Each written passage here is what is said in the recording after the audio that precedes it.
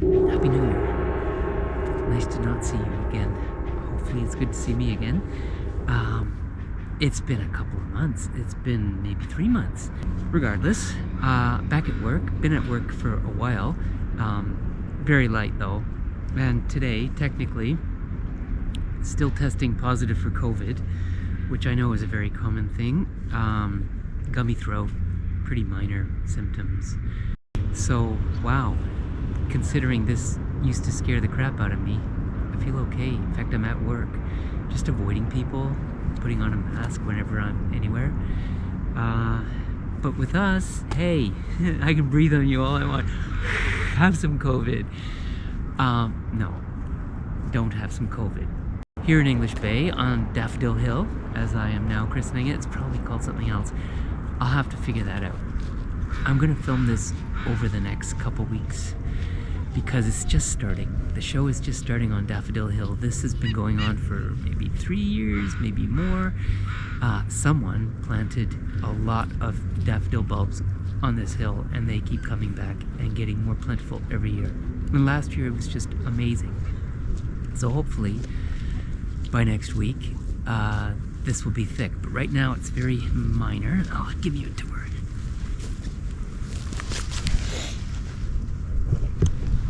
So it kind of goes all the way down that hill. That there's English Bay with the Inukshuk. And our freighters in the distance. I have an economic theory that if there are a dozen freighters in English Bay, then the economy is kind of neutral. If it drops down to 8, then you should get alarmed. And if it goes up to 18, which I have seen, then you should you should buy stocks, which I have done, and they did okay. So there you go. It's as good as anybody else's theory, isn't it? So today we have 1, 2, 3, 4, 5, 6, 7, 8, 9, 10, 11, 12, 13, 14. 14 is a very healthy economy, I would say. And look at those rowers in the foreground. Coming along English Bay on a Friday morning. Not too shabby. And it's not raining. Pretty decent weather. Okay, I'm gonna take you across Beach Avenue. Just coming into full bloom. I'll probably film them again for you next week if they're any fuller. And then across the front, planted last week, some yellow primulas, which are gonna be joined by last year's primulas. A lot of primulas survived and they're coming. Nice little bouquet of daffodils here. The plant is a flowering currant, and I'll film it again next week. Hopefully it'll be in full bloom. So that's it for Friday, February 23rd. Oh, one last piece of news. My sculpture was stolen a couple weeks ago. Just up and disappeared, which is sad and kind of a compliment at the same time. Mixed emotions here. The stage looks so empty without him, but right now it's a total mystery. Just poof, disappeared after being there for more than 3 years. It's a blustery day in the 100-acre woods known as Stanley Park. While we're waiting for those daffodils to bloom, let's just take a look at some of the other early plants in late winter. We're February 26th today. First of the rhodos that I've seen. They'll keep opening until June. But let's take a look at the snowdrops just down the way.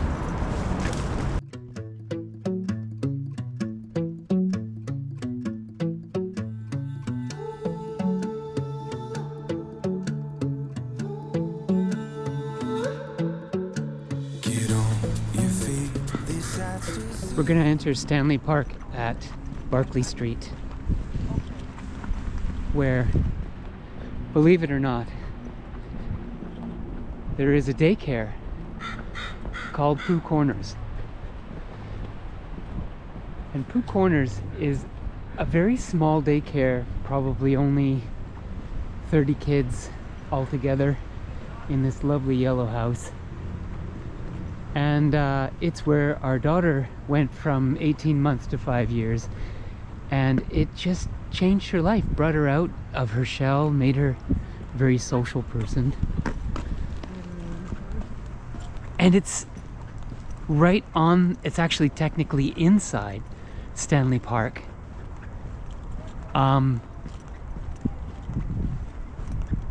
And Stanley Park, if you measured the size of it, is 100 acres, which I never really realized while we were at this institution for 3.5 years. But look at that backyard, isn't that awesome? It is a great place. I've been in here many times with our daughter playing, and it was so much fun. But this is the field of snowdrops. I know I mean, they're everywhere. We passed a huge, oh, look at those squirrels. Snowdrops. Now we're gonna go past one of my favorite parts of Stanley Park, Lost Lagoon. And on the other side of Lost Lagoon, way over in that marshland over there, is the mythical skunk cabbage. Now, skunk cabbage is an interesting plant because it is the very first food that grizzly bears eat when they come out of hibernation from the winter. And according to the biologists up on Grouse Mountain, the grizzly bears need the skunk cabbage in their stomach to get their digestive juices going again after a long winter of hibernation. So I think that's pretty cool. Let's go take a look at the first skunk cabbage of the year in Vancouver. We got no plans. Good things come to those who can. Live moment to moment and all in between. It's out there just waiting on you and me. So look alive, 'cause while I was waiting for you, paradise is on the other side of the road. We don't know, taking a long way. You and I were born to roll.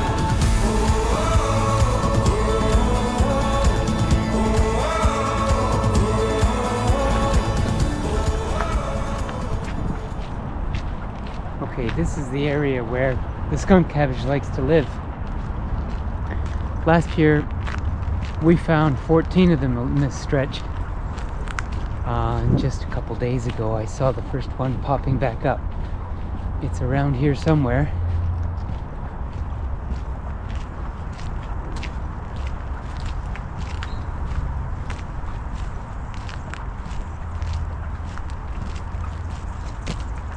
Oh, I think I found it.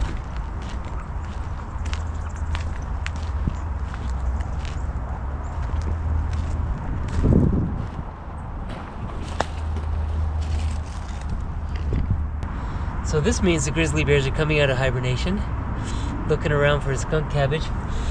I can't smell this one yet. I think it's too soon. But they do smell like skunks, and I like the smell of skunks. Looks like there's 3 blooms coming here and then another couple over here. And they'll get about this tall. So yeah, skunk cabbage, isn't it beautiful? That lovely cadmium yellow, egg yolk yellow, that's so popular at this time of year. As usual, I suffer from over-enthusiasm. It's already a month later and the daffodils are still coming, but here's a azalea that's just about to open up. And what I really want to draw your attention to is this gorgeous Kiaras. Kiaras come in 2 different types as far as I know. This is the Mountain Valley, and then there's the Fire Valley, or I don't know, something. Valley, Mountain Valley. I'm pretty sure this is the one with the snow on top. There's another one that's red. But behind it, Magnolia is just opening for the first time this year. And across the street, cherry blossoms. Also in here are cyclamen that I planted last week. Cyclamen are really great in shady areas at this time of year. They love the cool weather and the shelter from the rain. They'll go and go and go. They last a long time. But you remember the flowering currant that I showed you a month ago, just starting to bud? Well, this is pretty much how it looks in full bloom. It's very pretty. It smells a lot like currant. It's one of my favorite plants. It's very tough. It doesn't get too huge. Even better is the black currant plant. This one does not bear fruit, right? It's just flowering currant. But the black currant flowers a little later, equally as pretty, and produces a ton of fruit, and is about this size. So it's a really nice ornamental. And look at that Euphorbia in electric green, and the daffodils are still going in the corner. This may be all there is of Daffodil Hill this year. It's possible that that hard frost we had about a month ago just burnt a lot of these out. I mean, look at that. There's just, I don't think, any action at all this year from them. I would say we got 10% blooming so far. I will come back and have another look later, but this is not much of a show.